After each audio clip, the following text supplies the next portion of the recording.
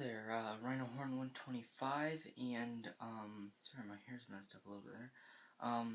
Today I'm going to be doing a, video, not too long of a video, but just kind of a talk of something I thought of doing, and I'm gonna do it, and I told one of my friends I was gonna do it. It is, as you've seen in the title, the backstory on the clone, and if you don't care to know the backstory, then don't watch this video, but if you want to know and think it's interesting, then go ahead and watch. Anyway, so I have done the backstory, somewhat on JW Kills, just kind of weirdness, and I like to have a backstory to stuff, because it makes things a lot more interesting, and makes it to where you can do a lot more, and add a lot more with it, like with JW Kills' backstory, the only reason why they can't die is because aliens used a Necronomicon, so you know, if it was an actual movie, or I've thought about it, if I could do comic books, making JW Kills a comic book, and at some point the aliens would come down to get them before they kill the human race, or whatever, and, you know, they fight aliens and such, and go out the Necronomicon and destroy it, or something like that, because, see, you could just add a lot, but with the clone, backstory on that is, it's not, too simple, but it's not too crazy. It's just kind of, you know, made up science fiction type stuff. But anyway, before I get to that, stay tuned for part 8, and hope you enjoyed part 7. Finally got that uploaded. If you watched my previous video or seen on Instagram, I was having difficulties with some kind of copyright thing, so I don't know. Just confusing. I figured it out though. I'm pretty sure that's what it was, but after I took, because it was a video, there was a part in the video where there was music, AC/DC music, and I'm pretty sure that was it, because I took that part out and added different music that's just action music, and it's fine now. But anyway, let's get back what I was talking about, you know, the story behind the clone. But anyway, so here is just, for the clone, this is kind of like the leather jacket and a shotgun. And if you watched part 7, it's kind of bringing that whole thing back, with the leather jacket and the shotgun, because at first it's kind of like a series. At first I just had it, okay, I killed a clone, and I've killed them before, because in the first one I say I hate clones, because I've done it before many times. I just didn't start out with the very first clone I killed. Sorry, I burped.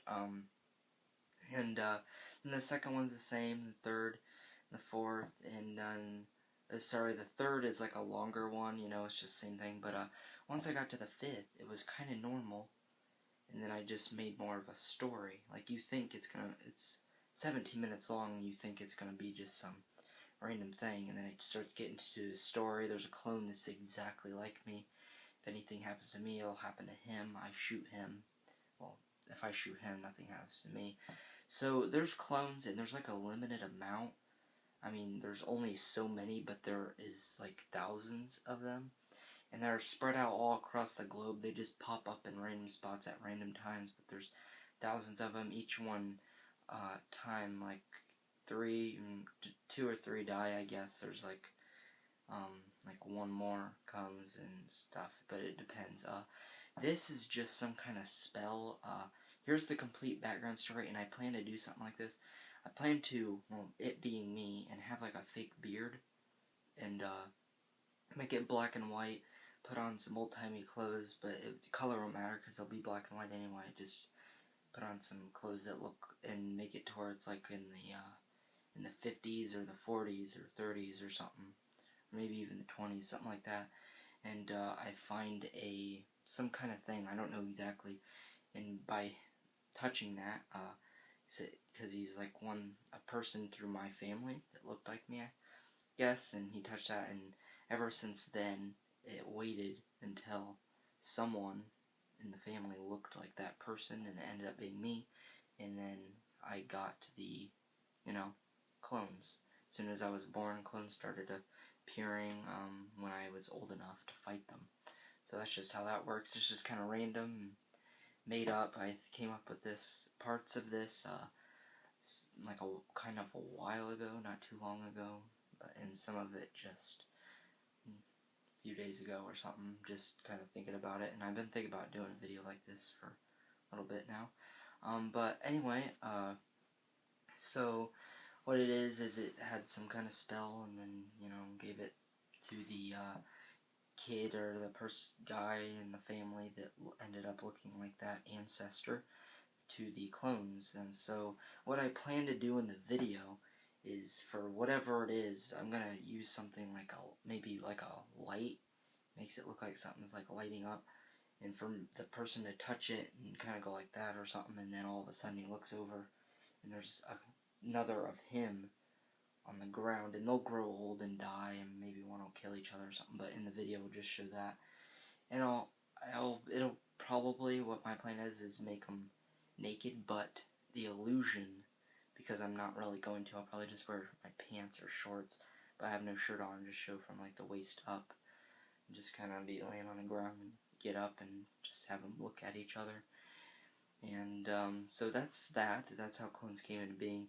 And so now I just kind of fight them, you know, normal. And there was only one clone that was the very first clone that, like, when I was born, is the one that looked exactly like me, except he was smarter than me. That's the only difference. But you know, that one right there I killed in part 5. And if you haven't seen part 5, you need to get on it, because there's no point in watching this video if you haven't seen any of the clone videos. Just saying. I mean, just wouldn't make any sense. But anyway, so in part 5, there's that clone that looks just like me, talks like me, kind of. Well, not really talks like me, it's more of an English accent. But then there's that one, and then there's just other ones. And then there's the time-traveling clone, which I want to really touch on that in a moment. I'm going to take a break real quick. Alright, I'm back. It was just like 1 millisecond, but for me it was gone like 2 minutes. I was getting a drink. I was talking like that for a while. Just kind of, you know, just something to the throat. But back on what I was talking about is the time-traveling clone. What the time-traveling clone is he was also another first clone that came when I came, just like at the same time with the clone that's smarter than me, and then there's me, and then there's like that one, and he's just pure evil. And why he has a robotic arm is because he's traveled around so much, he's ended up in the middle of battles and fought, and that's how he learned how to fight, so he's a better fighter than me. And I also have a plan, but I'm not going to reveal it yet until, like, it happens. I'm not sure if I'm going to do it yet, but I might. But anyway, it's in one of the clone videos that'll happen. But anyway, back to what I was saying. The time-traveling clone, so he's traveled around, and one time, I guess, just random backstory of how he lost his arm, is he's ended up in the middle of battle, and ended up getting his arm blown off just like any other person would, like in a way where they had to cauterize it, and he's able to travel back in time just by wanting to travel back in time. He'll think of a time, and he'll go there. So, he traveled to a time where they had robotic arms. He killed a few people, got some money, got a robotic arm, and then he came to the time where I am, because he's been searching for me, because they didn't know what time I'm in. The reason why he's trying to kill me is because he'll kill me, but use the other clones to kill me, because he needs help, also, because he doesn't know how good a fighter I am, and so he just uses them. And let's just say if for some reason he kills me in those, he'll kill all the other clones, so he'll be the only one. That's all he wants. And then he'll try to take my place, but good luck with the robotic arm. I mean, so there's that. And another thing about the clone, if you didn't know, if you watch part 5, you'll get a good sense of that. The clone is the center of my YouTube channel. I have reviews, and like on the outsides, reviews and stop motions, which I don't do very much. Then I have like cosplay videos, and then like just like films, a lot of cosplay videos and films. And then in the center of it all is the clone, which the reason why that is because what it's supposed to be is like I'm doing a video right now, in the clone, I actually do videos like that. Not like this one, because not anything about the clone. But it's kind of like breaking the fourth wall in a way. Because, well, for one, that Smart English clone of me in part 5, if you watch it, he talks to the camera, but I don't know there's a camera there. It's something like that. It's just supposed to be strange, and, so I make film in the clone. I'll make films just background. I could be making a horror film and have to kill a clone real quick. It's just the way it is. It's just how it's supposed to be. I'm not supposed to be an adult or someone else or have superpowers or anything. I'm just supposed to be me, but with better fighting skills.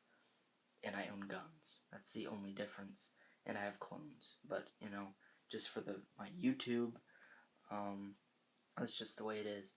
So, that is just kind of background right there. Back to the clone. So the time-traveling clone is trying to kill me, so he's the last clone and the only clone left. But also he's kind of, you know, just messed up and stuff, like strong and, you know, just evil, wanting to kill me. And I really, really wish, I'm done talking about the story of the clone. That's the story of the clone. Now I'm going to talk about stuff. So if you only wanted to hear about the story of the clone, that was it.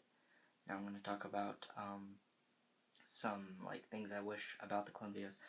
One thing I wish is that I started out making them longer, like I do now. Still like longer.